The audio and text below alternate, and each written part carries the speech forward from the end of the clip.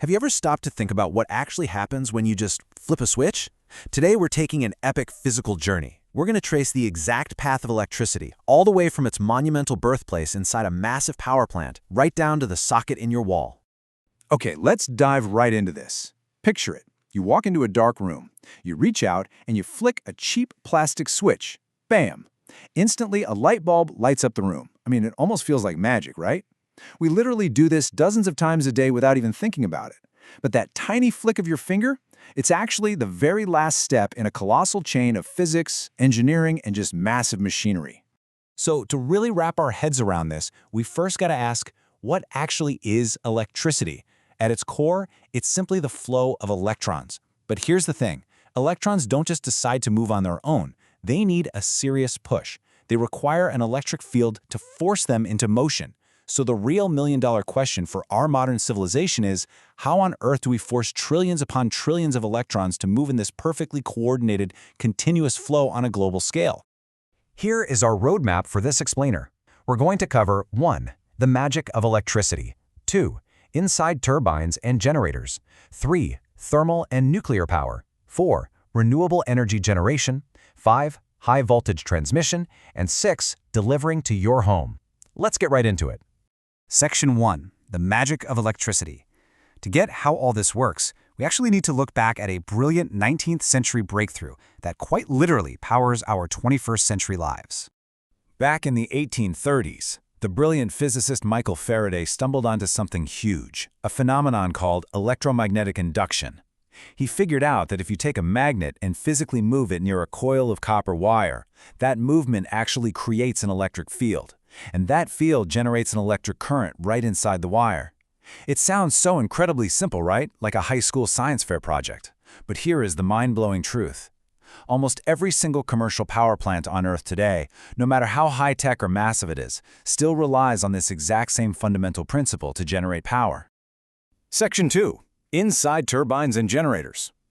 Now, a tiny handheld magnet isn't going to power a whole city, so we really need to scale up to the massive mechanical beasts that actually do the heavy lifting. Now, what's really interesting about this is how we scale Faraday's discovery up. Power plants use these absolute units called synchronous generators. They basically have two main parts. You've got a stationary outer cylinder wrapped in wire coils, which we call a stator, and a spinning inner electromagnet called a rotor. But what actually spins the rotor? Well, that's the turbine's job. The turbine is physically hooked up to the exact same axis as the generator, so when the turbine spins, it forces the massive magnets of the rotor to just fly past the coils of the stator, and boom, that induces our precious electric current. And trust me, they aren't just spinning casually. To make sure your lights don't flicker and that the synchronous motors in your home appliances run smoothly, the alternating current has to be kept at a super stable frequency of 50 Hz. To pull that off, the massive rotors inside these generators have to spin at a mind-blowing 3,000 revolutions per minute. Just picture that for a second, a machine the size of a literal house spinning 50 times every single second. It's wild. Moving on to Section 3, Thermal and Nuclear Power. Because, really, what possesses enough sheer brute force to spin these colossal turbines at those insane speeds? This actually perfectly highlights a really fundamental similarity between two very different and heavily debated energy sources. In a thermal power station, fuels like coal, natural gas, or fuel oil are burned to create this intense heat. That heat boils water into highly pressurized steam, and then that steam just blasts through the turbine blades, spinning the whole thing. Now look at a nuclear power station. The principle is practically identical. The only real difference is the heat source itself. Instead of burning fossil fuels, a nuclear reactor uses the immense energy released by splitting atoms apart. But the end goal? Exactly the same. Boil water, create high-pressure steam, and spin that turbine. Section 4. Renewable energy generation. Now, what if we want to skip that whole steam step entirely? Well, over in hydroelectric dams and wind farms, we are still using those exact same principles of electromagnetic induction. We've still got a turbine hooked up to a generator, but instead of artificially creating steam to do the work, we're just directly tapping into the raw kinetic energy of nature. At a hydro plant, water falling from a higher elevation rushes through massive pipes and physically spins those aquatic turbine blades. And at a wind farm, it's just the sheer kinetic force of the wind itself pushing against the turbine's blades. Section 5. High voltage transmission. All right, so the current has been born. Now begins its epic physical journey across the country. But sending electricity over hundreds of miles creates a massive engineering headache: power loss. See, as the current travels, the natural resistance of the metal wires actually causes them to heat up. It's a phenomenon known as joule heating. Between step-up transformers, super long transmission lines, and your local distribution networks, overall energy losses can range anywhere from 8 to 15%. Think about that. That is a massive chunk of our generated energy just wasted, completely dissipating into the air as heat. So the crucial point is how engineers actually fix this problem.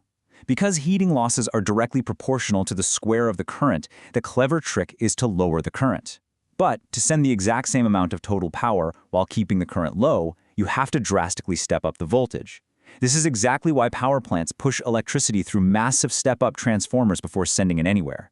By cranking that voltage up to incredibly high levels, the current drops, heat loss is kept to a bare minimum, and power companies can use thinner, way more economical wires for those giant overhead lines you see along the highway. Section 6. Delivering to your home. The electricity has traveled hundreds of miles, but honestly, that high voltage is way too dangerous for your living room. Let's move to the local level and see how this builds a complete, interconnected web. From the power plant's step-up transformer, the current rides the high-voltage lines until it hits a step-down substation right on the outskirts of your town. And here, the whole process just goes into reverse. Transformers step that dangerously high voltage back down so it can be routed onto smaller distribution lines. These cables, whether they're overhead or underground, form a sprawling web throughout your neighborhood. They pass through even smaller transformers up on poles or in those metal boxes on your street. Finally, the current flows through your home's electrical meter, travels through the copper wiring hidden in your walls, and just waits patiently right behind your wall socket. Those local neighborhood transformers, they are absolutely crucial. They do the final heavy lifting, stepping the voltage down to a totally safe, usable 220 volts. This is what guarantees that the energy actually flowing into your house is properly calibrated to safely run your TV, your fridge, and your lights, all without causing a massive blowout. And hey, speaking of safety inside the home, here is a fascinating little architectural detail you might never have thought about. Ever wonder why your wall sockets aren't placed all the way down on the baseboards? Well, according to European standards, sockets should be installed at least 30 centimeters above the floor. And no, it's not just an aesthetic choice. It's a really clever safety measure. If you ever have a random plumbing leak or your house floods, the water is typically going to pool just below that level. This keeps your home's electrical circuit from shorting out and, more importantly, keeps you safe. Now, I want to leave you with one final, truly mind-blowing fact about this whole operation. Because storing large-scale electricity is incredibly difficult, the power grid actually operates in real time. That means the entire planetary energy grid. We're talking every power plant, every turbine, every generator has to generate power at the exact millisecond you choose to consume it. So when you plug in a heavy appliance, somewhere out there, a turbine literally feels that tiny bit of extra resistance and instantly has to work just a fraction harder to compensate. So the next time you walk into a room and turn on the light, take just a second to appreciate the sheer gravity of what you just did.